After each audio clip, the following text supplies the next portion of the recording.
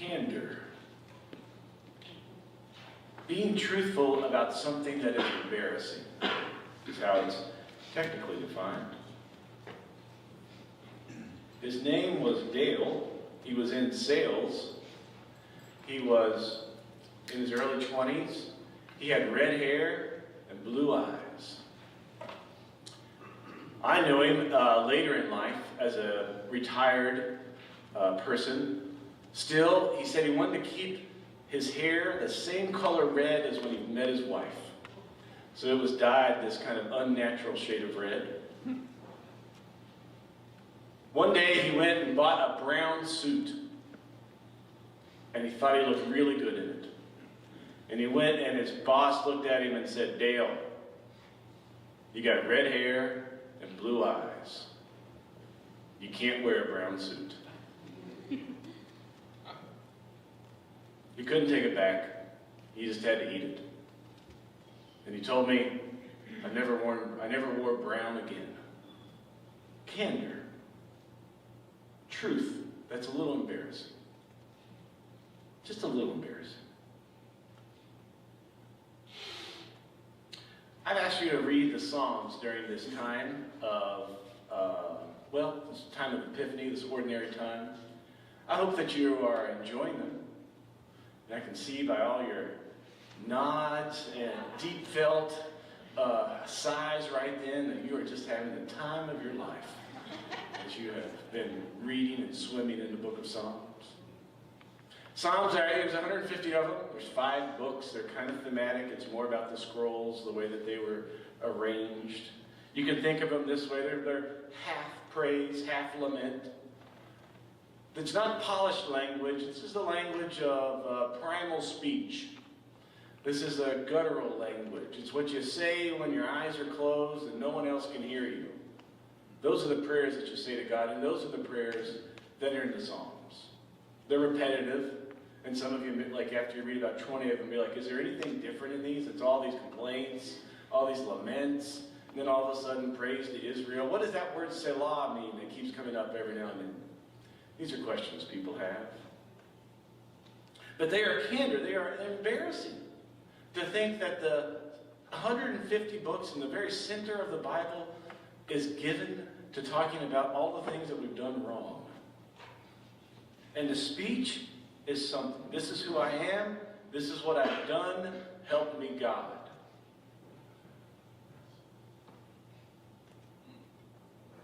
Candor is a truth that comes from an embarrassing experience. You know, a broken clock, they say, tells time accurately twice. A few months ago, I laid out the sermon series. I did not realize that this Sunday, the topic of candor would be so poignant. But like I said, twice a year it may happen. Last week, we started off with MLK Day. What a contrast. That was also the day of the inauguration. I centered myself on Monday morning by watching William Barber deliver the King Center's address that morning. And if you know William Barber, he is this man who has devoted his life to social justice and Christianity and the way of Jesus, trying to get as many people as possible to think about Jesus in a very positive way. He's got a debilitating disease, so his spine, his spine is fusing together, so he spends most of his day in pain.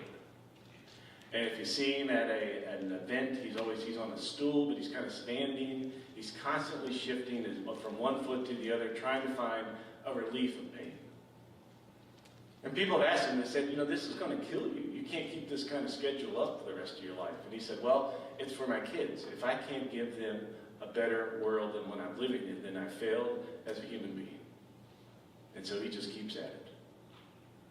He's been both present at Republican events and Democratic events. He preached at the inauguration sermon for President Biden. He started off kind of giving some nice words and then just kind of laid into him.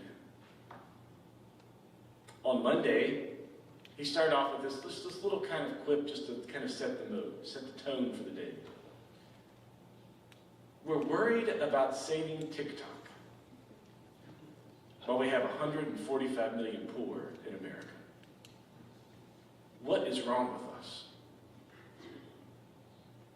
That just kind of, for me, set the tone for what the day would be like. Let's put everything in perspective.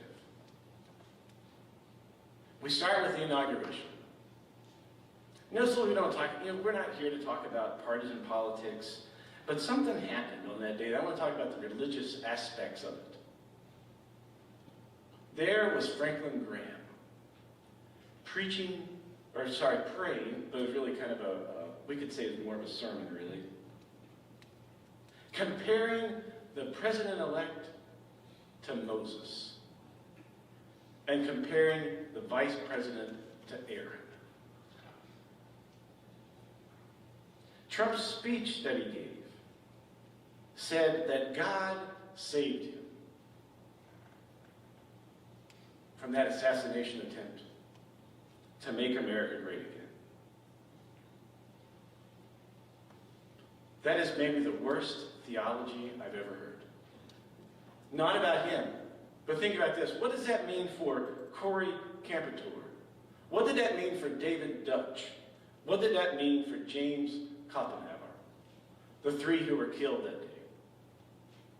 Does God not like them? Did God not have any plan for them in their life? Did God favor one person over another? Do we have a God that chooses sides and says, I like you more than I like you? You get my blessing, you get my curse, you go to hell, you go to heaven, you live a long life, your time is up. Is that the theology that we wish to proclaim? And now we have a president who now thinks of himself as ordained. So how can you question what his policies and practices are if he believes that God has ordained them? This is the danger of Christian nationalism. And now we see it in full light. We knew it was coming. We talked about it the whole time. We know it's coming. And now we see it. Did anybody say anything against it?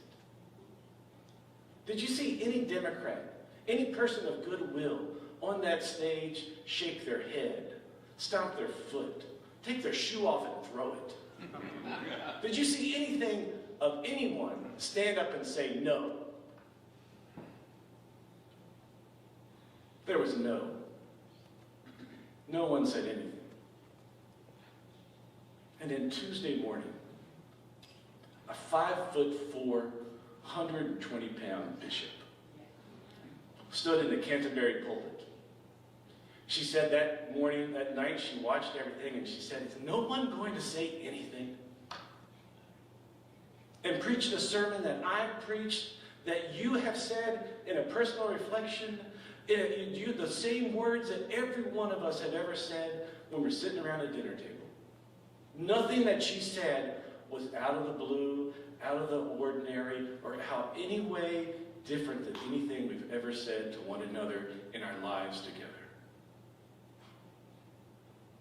And what was the response? I've collected some. I would like to share them with you. Some of them you heard, but I bet some of them you haven't heard. One representative from Georgia wrote that this sermon, the person giving this sermon, should be added to the deportation list. Another person, another congressman from Oklahoma wrote a resolution that we should condemn the words of that sermon.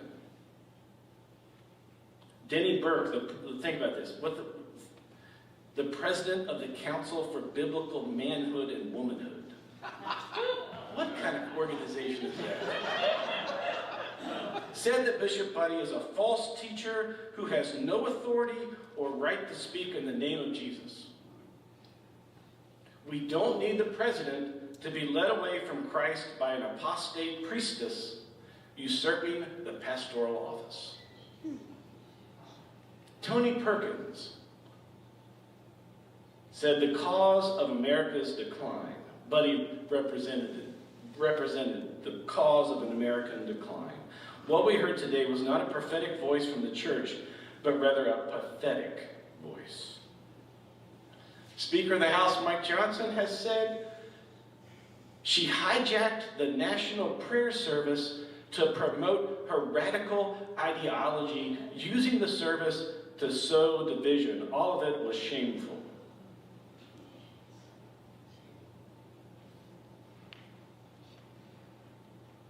Radical theology. Someone called for someone in power to show mercy. And it was called radical leftist theology.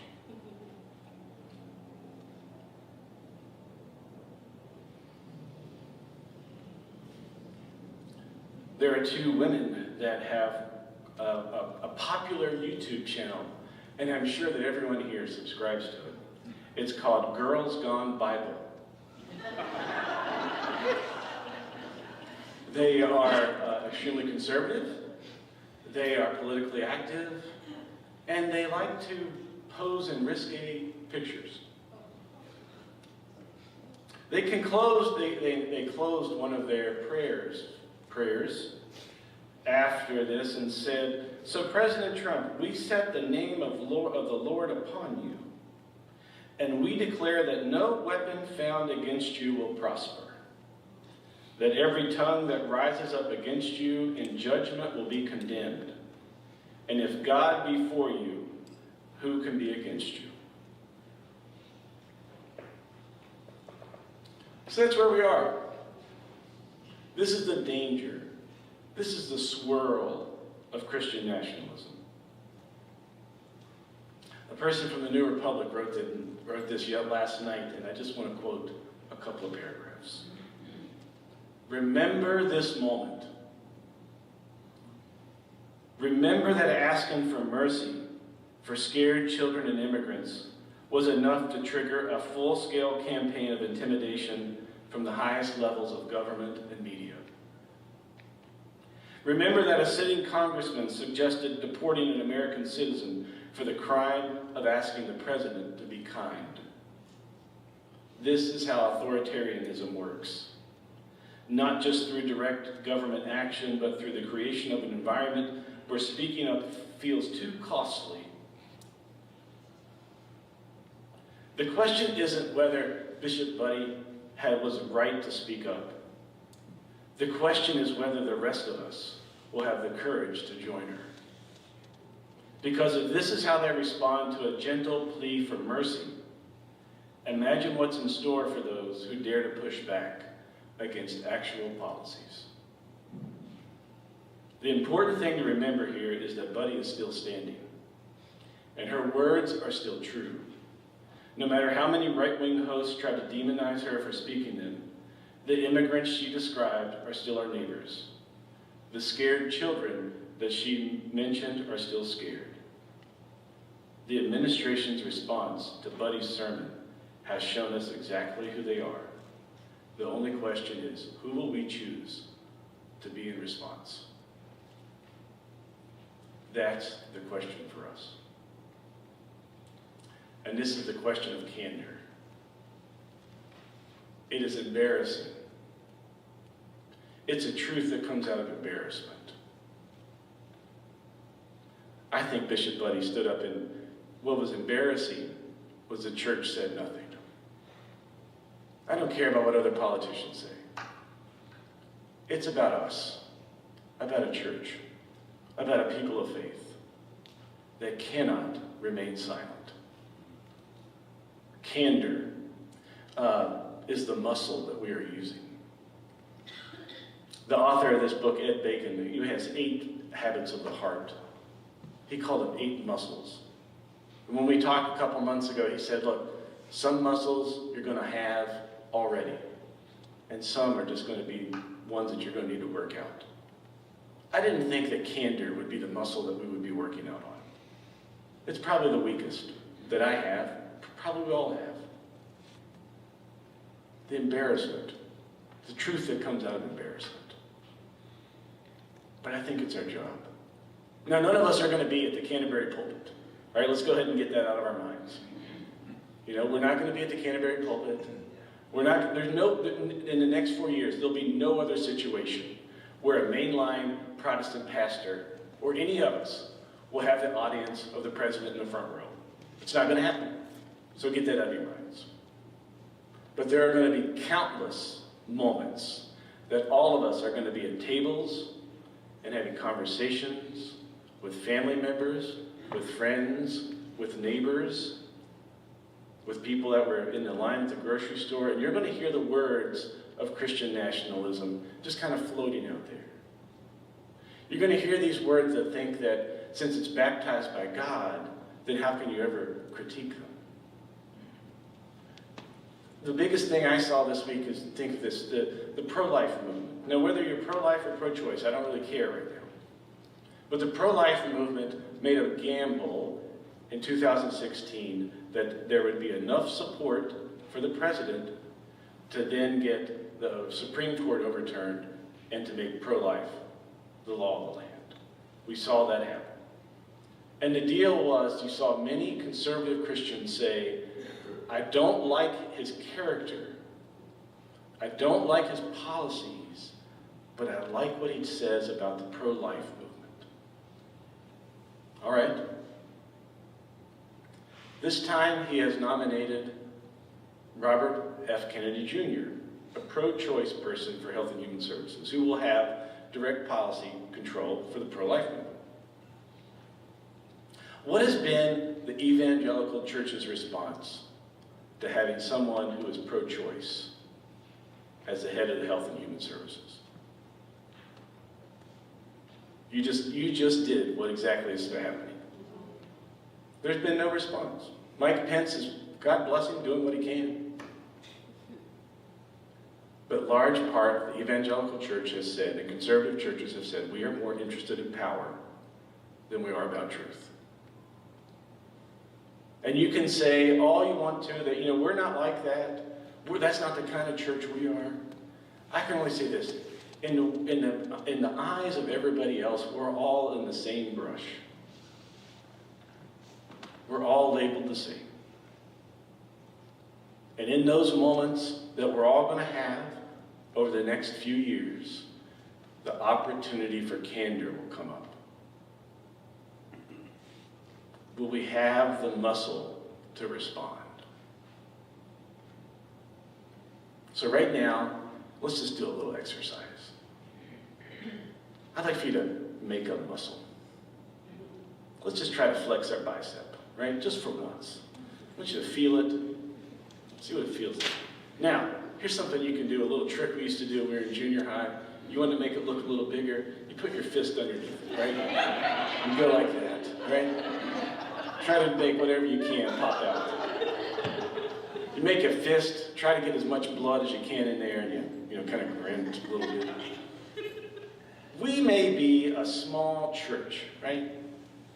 And mainline Christianity may be extremely small in this world, but you know what we saw on Tuesday was when you flex your muscle, when you speak a word of truth, when you plead for mercy, people respond. People respond. And what we saw, do you remember that? Let me close with this. Do you remember that story of Jesus' birth? The one that's in Matthew, that talks about when the wise people came from the east and came to Jerusalem, and Herod said he was in great fear because there was a new person in town that was questioning his power. I think what we saw in reaction to this sermon for mercy was people in power got extremely scared.